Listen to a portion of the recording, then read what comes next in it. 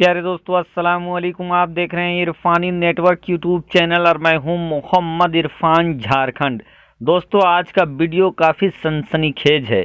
आज का वीडियो एक इबरतनाक वीडियो है दोस्तों, जिसको सुनने के बाद यकीनन आप सोचने पर मजबूर हो जाएंगे।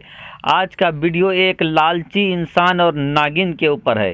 प्यारे दोस्तों, लालची इंसान और लालच का हमेशा नतीजा बुरा निकलता है और लालच के चक्कर में जो आता है दोस्तों, वो खसारे में कैसे जाता है दोस्तों। आज के ये वीडियो आपके लिए लेकर आए हैं, तो इस वीडियो को ज़रा सा वक्त निकाल कर आप खुद भी सुने और अपने बाल बच्चों को भी सुनाएं दोस्तों। लालच, हर चीज़ में लालच अच्छा नहीं होता है।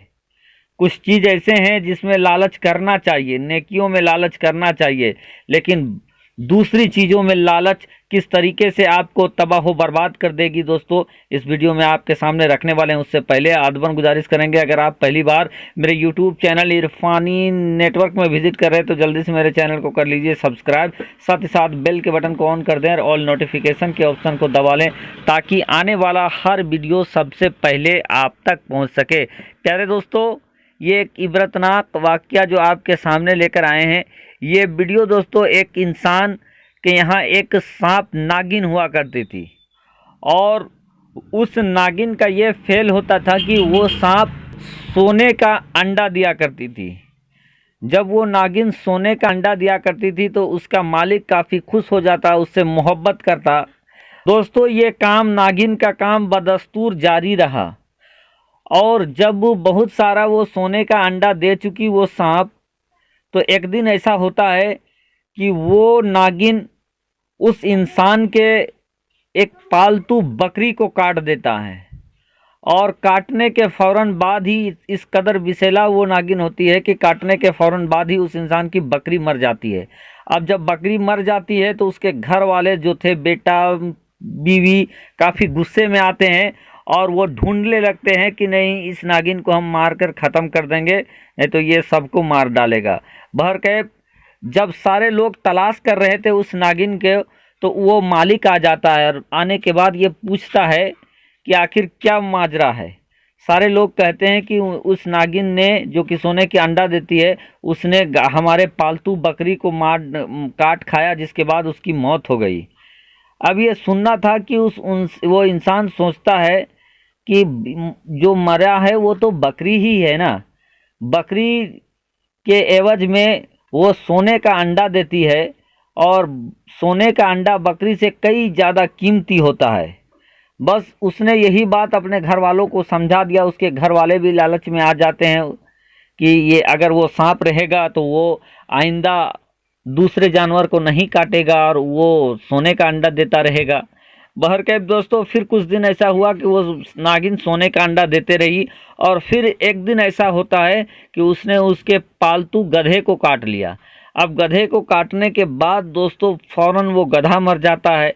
फिर से उसके घर वाले बहुत गुस्से में आते हैं, तलाश करने लगते हैं डंडा लेकर के, आज इस नागिन का खात्मा ही कर देंगे। कि फिर मालिक आता है, पूछता है क्या हुआ है, तो देखता है वो भी कि गधा मरा पड़ा है। पूछता है क्या हुआ, तो बोला कि उस नागिन ने गधे को मार काटा है। अब वो इंसान भी गुस्से में आ जाता है कि नहीं, आज मार कर ख़त्म ही कर देना है गधे का। लेकिन फिर वो सोचता है कि खैर, उसने तो गधे को ही काटा है और वो अगर ज़िंदा रहेगी नागिन तो वो सोने का अंडा देते रहेगी और सोने का अंडा अगर हमारा पास आता रहा तो कई गधे, कई बकरी खरीद लेंगे। बहरकैफ वो इंसान लालच में आकर उस नागिन को इस बार भी छोड़ देता है। अब दोस्तों, ऐसा माहौल आता है कि वो इंसान, कुछ दिन वो नागिन फिर अंडा देती है सोने का और 6 महीने तक किसी को नहीं काटती है। और 6 महीने के बाद एक बार फिर से वो नागिन क्या करती है कि इस बार उस इंसान के बेटे को डंस लेती है। अब जैसे ही बेटे को डंक मारना था कि उसका बेटा फ़ौरन ही तड़पता हुआ इस दुनिया को छोड़कर चला जाता है। अब उसके घर में कोहराम मच जाता है और कोहराम मचने के बाद दोस्तों, बहुत गुस्से में सारे लोग थे, खास करके वो इंसान की, इसने जानवर को मारते मारते अब मेरे औलाद को मार डाला। लेकिन जब वो तलाश कर रहा था उस नागिन को, तो देखा उसने कि उस नागिन ने अब उस सोने की जगह एक मोती दिया है। अब मोती देखने के बाद इस इंसान के जहन में तो लालच आ गया था। इसने सोचा कि अब जो होना था वो तो हो चुका है, अब मैं इस सांप को मार भी दूं तो मेरा बेटा जिंदा नहीं हो सकता है, लेकिन अगर ये सांप जिंदा रहेगा तो अब ये सोने के जगह मोती दे रहा है, और मोती तो सोने से भी ज़्यादा कीमती होता है। बहरकैफ उसने मोती को उठा लिया, रख लिया और उस सांप को छोड़ दिया। फिर अब दोस्तों कुछ दिन इसी तरह से गुजरा कि एक दिन फिर से वो मोती देने वाला वो सांप क्या था, नागिन, इस बार उसने उसके बीवी को डस लिया। अब उसके बीवी को डसना था कि उसके बीवी तड़पने लगी। अब उसका शौहर आता है और उसने जब अपने बीवी को देखा कि इस तरीके से सांप ने डस लिया है इसको, तो वो कहती है क्या हुआ? तो कहा कि आपको जो सोने देने वाली, मोती देने वाली जो सांप है उसी ने मुझे डसा है और अब मैं बचूंगा नहीं। तो ऐसे कमाई का क्या फ़ायदा जो आपके अपनों को आपसे जुदा कर दे।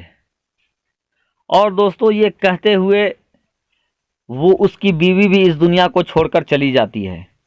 अब ये इंसान क्या था कि सिर्फ ये अकेला रह जाता है, इसका बीवी बच्चा सब खत्म हो जाते हैं एक एक करके, लेकिन इस इंसान के पास अब कुछ अगर बचता है तो वो सिर्फ सोने के अंडे बचते हैं और मोती बचते हैं।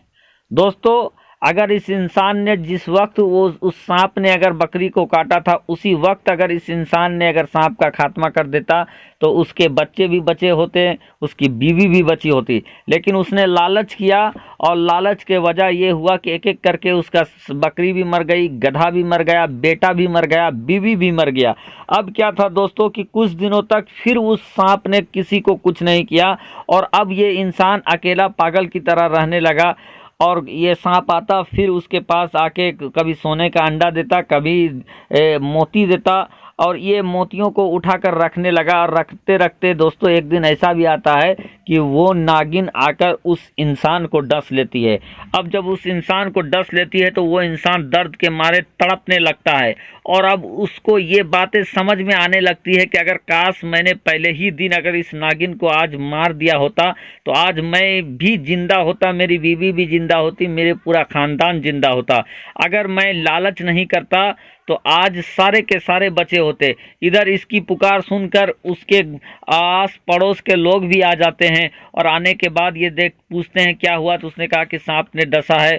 और उस सारा मामला उन लोगों के सामने वो इंसान मरते मरते कह देता है और कहता है कि ये मेरे जितने सोने चांदी जवाहरात है इनको तुम लोग रख लेना और मेरे नाम से इसको खैरात कर देना, और कभी भी लालच में नहीं पड़ना, नहीं तो लालच के फल मेरा जैसा ही होगा, एक एक करके सब कुछ बर्बाद हो।